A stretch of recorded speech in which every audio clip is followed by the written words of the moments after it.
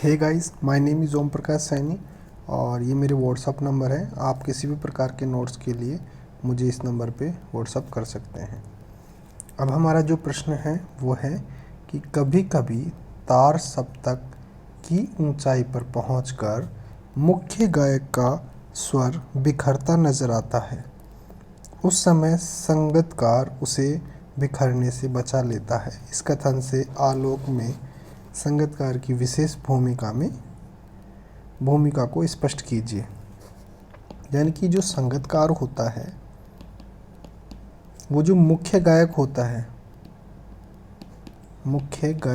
है वो एक विशेष ऊंचाई पर पहुंच जाता है।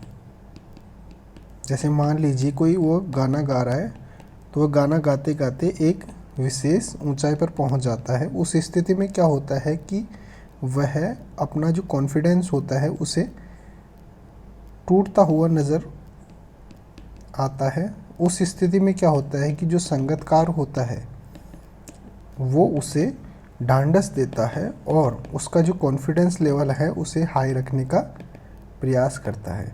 तो इस बात को हमें स्पष्ट करना है कि यह बात किस प्रकार से सिद्ध होती है।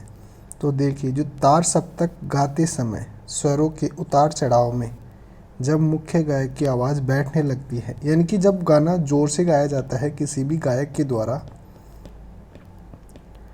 तार सप्तक क्या होता है कि उसमें ज़ोर ज़ोर से गाना गाया जाता है, तो उस स्थिति में क्या होता है, उसका जो गला होता है वो बैठने लगता है।